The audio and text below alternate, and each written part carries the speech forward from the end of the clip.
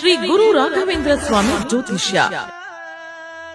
ಮಂತ್ರಾಲಯದಲ್ಲಿ ತಮ್ಮ ತಪೋಶಕ್ತಿಯಿಂದ ವಾಕ್ಯ ಸಿದ್ಧಿ ಮಂತ್ರಸಿದ್ಧಿ ಪಡೆದಿರುವ ಪಂಡಿತ್ ಶ್ರೀ ಅಪ್ಪಟಾಚಾರ್ಯರು ತಾಂತ್ರಿಕ ಜ್ಯೋತಿಷ್ಯರು. ಶ್ರೀ ಸಾಯಿಬಾಬಾ ಹಾಗೂ ರಾಘವೇಂದ್ರ ಸ್ವಾಮಿಯ ಆರಾಧಕರು. ನಿಮ್ಮ ಸಮಸ್ಯೆಗಳ ಪರಿಹಾರಕ್ಕೆ ಇಲ್ಲಿದೆ ದಿವ್ಯ ಮಾರ್ಗ.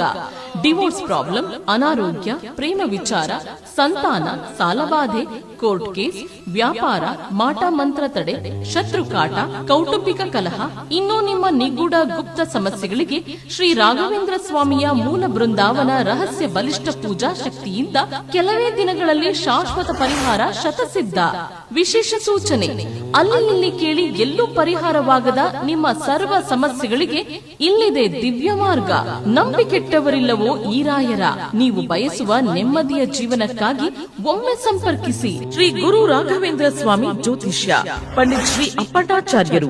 ಫೋನಿನ ಮೂಲಕ ಪರಿಹಾರ. ಮೊಬೈಲ್ ಸಂಖ್ಯೆ 9008111181. ಓಂ ಶ್ರೀ ಗುರುಭ್ಯೋ ನಮಃ. ಎಲ್ರಿಗೂ ನಮಸ್ಕಾರ. ನನ್ನ ರೆಗ್ಯುಲರ್ ವ್ಯೂವರ್ಸ್ ಆದರೆ ನನ್ನ ವಿಡಿಯೋಸ್ಗಳನ್ನು ನೋಡ್ತಾ ಇದ್ದರೆ ನಿಮಗೆ ರಾಯರ ಪೂಜೆಯ ಬಗ್ಗೆ ನಾನು ಹೇಳಿಕೊಡುವಾಗ ವಿಶೇಷವಾದಂತಹ ಗುರುವಾರಗಳಲ್ಲಿ ಈ 5 ಮಣ್ಣಿನ ದೀಪದ ಆರಾಧನೆಯನ್ನು ತಪ್ಪದೇ ಮಾಡುವಂತಹ ಮಾಹಿತಿಯನ್ನು ನಿಮಗೆ ಕೊಟ್ಟಿರ್ತೀನಿ. ಇಷ್ಟು ದಿವಸ ಈ 5 ಮಣ್ಣಿನ ದೀಪವನ್ನು ಹಚ್ಚಿ ಅಂತ ಹೇಳಿ ಮಾತ್ರ ಹೇಳ್ತಾ ಇದ್ದೆ. ಈ ದೀಪಗಳ ಮಹತ್ವ ಏನು, ಹಚ್ಚಿದ್ರೆ ಏನೇನೆಲ್ಲ ಮನೆಗೆ ಒಳ್ಳೆಯದಾಗುತ್ತೆ ಅನ್ನೋಂತಹದ್ದು ಈ ವಿಡಿಯೋನಲ್ಲಿ ನಿಮಗೆ ಮಾಹಿತಿಯನ್ನು ಕೊಡ್ತೀನಿ. ನೋಡಿ, ರಾಯರಿಗೆ ಮನೆಯಲ್ಲೇ ಆಗಲಿ ಮಠದಲ್ಲೇ ಆಗಲಿ ಈ 5 ಮಣ್ಣಿನ ದೀಪಗಳನ್ನು ತುಪ್ಪದಲ್ಲಿ ಹಚ್ಚೋದ್ರಿಂದ ನಮ್ಮ ಬಹಳಷ್ಟು ಕಷ್ಟಗಳನ್ನು ಗುರುಗಳು ದೂರ ಮಾಡ್ತಾರೆ. ರಾಯರಿಗೆ ಬೆಲ್ಲದ ದೀಪವನ್ನು ಬೆಳಗುವಂತಹದ್ದು ಮಠದಲ್ಲಿ ಮಾಡಲಿಕ್ಕೆ ಹೋಗಬೇಡಿ. ಯಾರು ಏನೇ ಹೇಳಿದ್ರೂ ಯತಿಗಳಿಗೆ ಬೆಲ್ಲದ ದೀಪವನ್ನು ಹಚ್ಚುವಂತಹದ್ದು ನಿಷೇಧ. ಹಚ್ಚಬಾರ್ದು. ಬೆಲ್ಲದ ದೀಪ ಹಚ್ಚಬೇಕು ಅನ್ನುವಂತಹ ಆಸೆ ಇದ್ದರೆ 2 ಮಣ್ಣಿನ ದೀಪ ಅಥವಾ 5 ಮಣ್ಣಿನ ದೀಪವನ್ನು ನೋಡಿಕೊಂಡು ಹಚ್ಚಿದ್ರೆ ಅದರಿಂದನೇ ನಮಗೆ ಬಹಳಷ್ಟು ಫಲಗಳು ದೊರೆಯುವಂತಹದ್ದು. ಪ್ರತಿ ಗುರುವಾರ ಹಚ್ಚಬಹುದಾ ನಾವು ಈ 5 ಮಣ್ಣಿನ ದೀಪಗಳನ್ನು ಮನೆಯಲ್ಲಿ ಅಂತಂದರೆ ಅಗತ್ಯ ಇಲ್ಲ.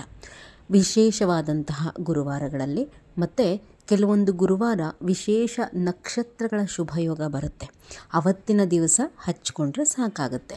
ಇಲ್ಲ ಅಂತಂದರೆ 5 ಗುರುವಾರಗಳು ನಿರಂತರವಾಗಿ ಈ 5 ಮಣ್ಣಿನ ದೀಪದ ಆರಾಧನೆಯನ್ನು ನಾವು ಮಾಡ್ಕೋಬಹುದು. ಅದೂ ಸಹ ರಾಯರ ಒಂದು ವ್ರತ ಬಹಳ ಶಕ್ತಿಶಾಲಿಯಾಗಿ ಇದೆ ಮತ್ತು ನಿಮ್ಮ ಸಂಕಲ್ಪಗಳು ಸಹ ಖಂಡಿತ ಈಡೇರುತ್ತೆ ಆ ವ್ರತ ಮಾಡೋದ್ರಿಂದ. ಈ 5 ಮಣ್ಣಿನ ದೀಪಗಳನ್ನು ಹಚ್ಚೋದ್ರಿಂದ ಏನು ನಮಗೆ ಮನೆಯಲ್ಲಿ ಅನುಕೂಲಗಳು ಅಂತ ಹೇಳಿ ನಾವು ನೋಡೋದಾದರೆ, ಪ್ರತಿಯೊಬ್ಬರ ಮನನಲ್ಲೂ ಒಂದು ನೆಗೆಟಿವ್ ಎನರ್ಜಿ ಅನ್ನುವಂತಹದ್ದು ಮನನಲ್ಲಿ ಇದ್ದೇ ಇರುತ್ತೆ. ಏನು ನೆಗೆಟಿವ್ ಎನರ್ಜಿ, ಹೆಂಗೆ ಗೊತ್ತಾಗುತ್ತೆ? ಒಂದಷ್ಟು ಎಲ್ಲ ಸೂಚನೆಗಳು ನಮಗೆ ಮನನಲ್ಲಿ ಗೊತ್ತಾಗ್ತಾ ಇರುತ್ತೆ. ಕಾರಣ ಇಲ್ದಲೇ ಮನನಲ್ಲಿ ಗಂಡ ಹೆಂಡತಿ ಮಧ್ಯೆ ಅಥವಾ ಫ್ಯಾಮಿಲಿ ಮೆಂಬರ್ಸ್ ಮಧ್ಯೆ ಅನಗತ್ಯವಾಗಿ ಜಗಳಗಳಾಗುವಂತಹದ್ದು, ಮಕ್ಕಳು ಹೇಳಿದ ಮಾತೇ ಕೇಳಲ್ಲ, ವಿಪರೀತ ಚಂಡಿ ಮಾಡುವಂತಹದ್ದು, ಅಥವಾ ನಾವು ಏನೇ ಒಳ್ಳೆ ಕೆಲಸ ಮಾಡಲಿಕ್ಕೆ ಹೋಗ್ತೀವಿ ಅಂತಂದ್ರೂ ಆ ಕೆಲಸ ಮಾಡಲಿಕ್ಕೆ ಆಗಲ್ಲ. ಫೈನಾನ್ಷಿಯಲಿ ನಾವು ಒಂದು ಮೇಲ್ ಹೋಗಲಿಕ್ಕೆ ಆಗದೆ ಎಷ್ಟೇ ದುಡಿದ್ರೂ 10 ರೂಪಾಯಿ ನಮ್ಮ ಕೈಯಲ್ಲಿ ನಿಲ್ಲಲ್ಲ ಅನ್ನೋಂತಹ ಪರಿಸ್ಥಿತಿ. ಅದ್ರ ಜೊತೆಗೆ ಹೆಣ್ಮಕ್ಳು ಕೆಲವರು ಹೇಳ್ತೀರಾ, ರಾಯರ ಪೂಜೆಗೆಲ್ಲ ಸಿದ್ಧತೆ ಮಾಡ್ಕೊಂಡಿದ್ವಿ, ನಮ್ಮ ಡೇಟ್ ಯಾವತ್ತೋ ಇತ್ತು, ಆಗೋದ್ವಿ, ನಾವು ದೇವಸ್ಥಾನಗಳಿಗೆ ಹೊರಟಾಗ ಇದ್ದಕ್ಕಿದ್ದಂಗೆ ಪೀರಿಯಡ್ಸ್ ಆಗಿಬಿಡೋದು, ಅಥವಾ ಈಗ ಬೆಳಗ್ಗೆ ಪೂಜೆ ಮಾಡಿರ್ತೀವಿ, ನಮ್ಮ ಡೇಟೇ ಇರಲ್ಲ, ಸಂಜೆ ಅಷ್ಟೊತ್ತಿಗೆ ಪೀರಿಯಡ್ಸ್ ಆಗೋಗ್ತೀವಿ. ಎಲ್ಲ ಒಂಥರ ನೆಗೆಟಿವ್ ಎನರ್ಜಿ. ಪ್ರತಿಯೊಬ್ಬರ ಮನನಲ್ಲೂ ನೆಗೆಟಿವ್ ಎನರ್ಜಿ ಅನ್ನುವಂತಹದ್ದು ಇದ್ದೇ ಇರುತ್ತೆ. ಈ 5 ದೀಪಗಳ ಒಂದು ಆರಾಧನೆಯನ್ನು ನಾವು ರಾಯರಿಗೆ ಮಾಡೋದ್ರಿಂದ ನಮ್ಮ ಮನೆಯಲ್ಲಿ ಈ ನೆಗೆಟಿವ್ ಎನರ್ಜಿ ಅನ್ನುವಂತಹದ್ದೇನಿರುತ್ತೆ ಅದು ಕಾಲಕ್ರಮೇಣ ಕಡಿಮೆ ಆಗ್ತಾ ಹೋಗುತ್ತೆ. ಮನೆಯಲ್ಲಿ ಒಂದು ಪಾಸಿಟಿವ್ ವೈಬ್ಸ್ ಅನ್ನುವಂತಹದ್ದು ಬಂದು ಏನೆಲ್ಲ ಈ ಕಿರಿಕಿರಿಗಳು ನೆಗೆಟಿವ್ ಎನರ್ಜಿಯಿಂದ ಆಗ್ತಾ ಇರುತ್ತಲ್ವ, ಅದು ಕಡಿಮೆ ಆಗ್ತಾ ಹೋಗುತ್ತೆ ಮನೆಯಲ್ಲಿ. ಇದು ಫಸ್ಟ್, ಈ ದೀಪಗಳನ್ನು ಹಚ್ಚೋದ್ರಿಂದ. ಎರಡನೆಯದು, ನಮ್ಮ ಮನೆಯ ಫ್ಯಾಮಿಲಿ ಮೆಂಬರ್ಸಿಗೆ ಯಾರಿಗಾದರೂ ಈ ಕೆಟ್ಟ ಕಣ್ಣುಗಳು, ಕೆಟ್ಟ ದೃಷ್ಟಿಗಳು ತಾಗಿ ಅನಾರೋಗ್ಯ ಆಗಿದ್ದರೆ ಆ ಅನಾರೋಗ್ಯವನ್ನು ಗುರುಗಳು ದೂರ ಮಾಡ್ತಾರೆ. ಪ್ರತಿ ಸರ್ತಿನೂ ನಾವು ಹುಷಾರು ತಪ್ಪಿದಾಗ ಈ ಹಾಸ್ಪಿಟಲ್ಗಳ ಕಾಯಿಲೆಯಿಂದನೇ ಮನುಷ್ಯರು ಹುಷಾರು ತಪ್ತಾರೆ ಅಂತ ಹೇಳಿ ನಾವು ಹೇಳಲಿಕ್ಕಾಗಲ್ಲ. ಹಾಸ್ಪಿಟಲ್ ಕಾಯಿಲೆಗಳು ಇರಬಹುದು. ಕೆಲವರೆಲ್ಲ ಹೇಳೋವಂತಹದ್ದು ನಾವು ಕೇಳಿರ್ತೀವಿ, ಅಂದರೆ ನಾವು ಸುತ್ತದೇ ಇರೋವಂತಹ ಹಾಸ್ಪಿಟಲ್ಸ್ ಇಲ್ಲ, ಮಾಡದೇ ಇರುವಂತಹ ಟೆಸ್ಟ್ಗಳಿಲ್ಲ, ತೋರಿಸದೇ ಇರುವಂತಹ ಡಾಕ್ಟರ್ಸ್ ಇಲ್ಲ. ಬಟ್ ನಮಗೆ ಸುಸ್ತು, ಸಂಕಟ, ಈ ಕೈಕಾಲು ನೋವು, ಏನು ಕಾಯಿಲೆ ಅನ್ನೋದೇ ಗೊತ್ತಾಗಲ್ಲ, 3 ದಿನಕ್ಕೂ ಹುಷಾರು ತಪ್ತೀವಿ, ಸುಸ್ತಾಗುವಂತಹದ್ದು, ಈ ಥರದ್ದೆಲ್ಲ ಹೇಳ್ತಾರೆ. ಈ ಕೆಟ್ಟ ಒಂದು ಶಕ್ತಿಗಳ ಕಣ್ಣೇನಿರುತ್ತೆ ಅದು ನಮ್ಮ ಮೇಲೆ ಬಿದ್ದಾಗ್ಲೂ ಸಹ ನಾವು ಈ ಸಂಕಟಗಳನ್ನು ಅನುಭವಿಸ್ತೀವಿ. ಗೊತ್ತೋ ಗೊತ್ತಿಲ್ಲದೆ, ಈಗ ಗೊತ್ತಾಗಲ್ಲ ಹಾಸ್ಪಿಟಲ್ಗೆ ಹೋಗುವಂತಹ ಕಾಯಿಲೆ ಯಾವುದು, ಅಥವಾ ಈ ಕೆಟ್ಟ ಕಣ್ಣುಗಳು ಬಿದ್ದು ನಮಗೇನು ಅನಾರೋಗ್ಯ ಆಗಿದೆ ಅಥವಾ ಏನು ತೊಂದರೆ ಆಗಿದೆ ಅನ್ನುವಂತಹದ್ದು. ನಾವು ಈ ದೀಪಗಳನ್ನು ಹಚ್ಚಿದಾಗ ನಮ್ಮ ಫ್ಯಾಮಿಲಿ ಮೆಂಬರ್ಸಲ್ಲಿ ಯಾರಿಗೆ ಈ ತರಹ ಒಂದು ತೊಂದರೆ ಇದ್ದರೆ ಅದು ಗುರುಗಳ ದಯೆಯಿಂದ ದೂರ ಆಗೋ ಅಂಥದ್ದು. ಇನ್ನು 3ನೇದಾಗಿ, ಮನೆಯಲ್ಲಿ ಸಾಲ ಬಾಧೆ ಇದ್ದರೆ, ಸಾಲ ಮಾಡಿಕೊಂಡು ನಾವು ತೊಂದರೆನಲ್ಲಿ ಸಿಕ್ಕಾಕೊಂಡಿದ್ರೆ ಈ ದೀಪಗಳನ್ನು ಹಚ್ಚೋದ್ರಿಂದ ನಮಗೆ ಹಣಕಾಸಿನ ಹರಿವು ಸುಗಮ ಆಗಿ ಸಾಲವನ್ನು ತೀರಿಸ್ಕೊಳ್ಳೋದಕ್ಕೆ ರಾಯರು ದಾರಿಯನ್ನು ನಮಗೆ ಬಿಟ್ಕೊಡ್ತಾರೆ.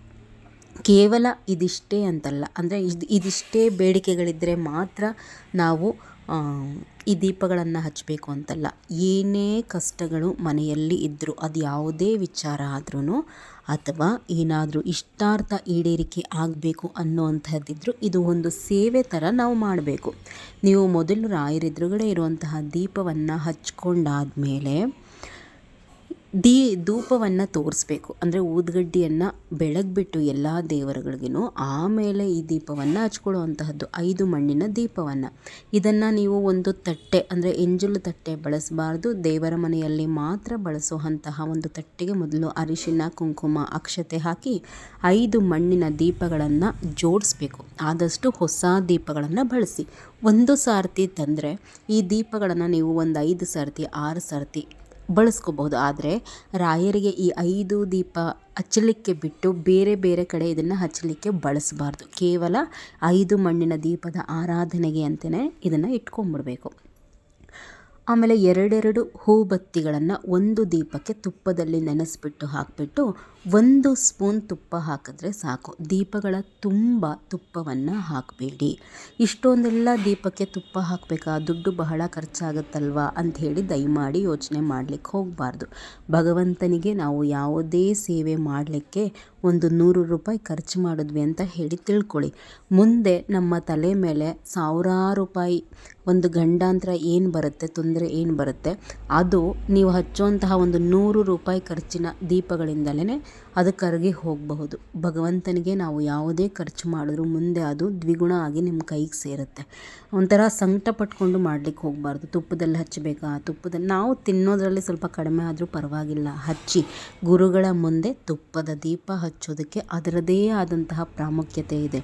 ಮನೆಯ ನಾನಾ ತರಹದ ಕಷ್ಟಗಳನ್ನು ರಾಯರು ಈ ದೀಪದ ಆರಾಧನೆಯ ಮೂಲಕ ಕಳೀತಾರೆ ಅನ್ನೋದಕ್ಕಿಂತ ನಿಮಗೆ ಇದಕ್ಕೆ ಒಂದು 10 ರೂಪಾಯಿ ಖರ್ಚಾಗುತ್ತೆ ಅನ್ನುವಂತಹದ್ದು ಖಂಡಿತ ದೊಡ್ಡದಾಗಲ್ಲ.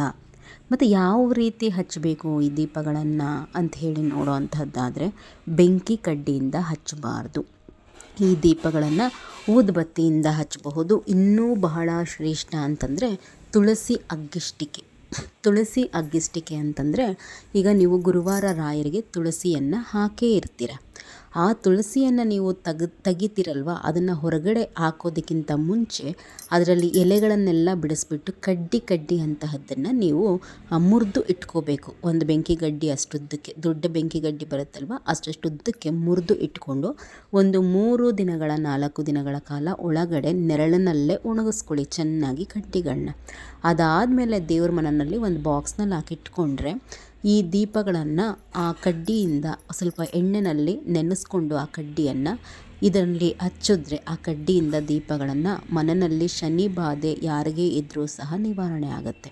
ತುಳಸಿ ಅಗ್ಗಿಷ್ಟಿಕೆಯಿಂದ ಕೇವಲ 5 ಮಣ್ಣಿನ ದೀಪದ ಆರಾಧನೆಯನ್ನಷ್ಟೇ ಅಲ್ಲ, ನೀವು ಯಾವುದೇ ದೀಪಗಳನ್ನು ಹಚ್ಚಿದ್ರೂ ಬಹಳ ಶ್ರೇಷ್ಠ. ಅದರ ಬಗ್ಗೆ ನೆಕ್ಸ್ಟ್ ವಿಡಿಯೋಸಲ್ಲಿ ನಿಮಗೆ ಇನ್ಫಾರ್ಮೇಷನನ್ನು ಕೊಡ್ತೀನಿ. ಬೆಂಕಿ ಗಡ್ಡಿಯಿಂದ ಹಚ್ಚಬಾರ್ದು. ಒಂದು ದೀಪವನ್ನು ಹಚ್ಚಿದ ಮೇಲೆ ಆ ದೀಪದಿಂದ ಬೇರೆ ದೀಪಗಳನ್ನು ಹಚ್ಚಲಿಕ್ಕೆ ಹೋಗಬೇಡಿ. ಬಹಳಷ್ಟು ಒಂದು ಅನುಕೂಲತೆಗಳು ಈ 5 ಮಣ್ಣಿನ ದೀಪದ ಆರಾಧನೆಯನ್ನು ಗುರುರಾಯರಿಗೆ ಮಾಡುವಂಥದ್ರಲ್ಲಿ ಇದೆ. ಇದಿಷ್ಟು ಇವತ್ತಿನ ಈ ವಿಚಾರದ ಬಗ್ಗೆ ಮಾಹಿತಿ. ಇಷ್ಟ ಆಗಿದೆ ಈ ಮಾಹಿತಿ ಅಂತ ಹೇಳಿ ಭಾವಿಸ್ತೀನಿ. ಚಾನಲನ್ನು ರೆಗ್ಯುಲರ್ ಆಗಿ ನೋಡ್ತೀರಿ. ಹೀಗೆ ವಿಶೇಷವಾದಂತಹ ಮಾಹಿತಿಗಳು ರಾಯರ ಬಗ್ಗೆ ಕೊಡ್ತಾ ಹೋಗ್ತೀನಿ. ನಮಸ್ಕಾರ ಎಲ್ರಿಗೂ.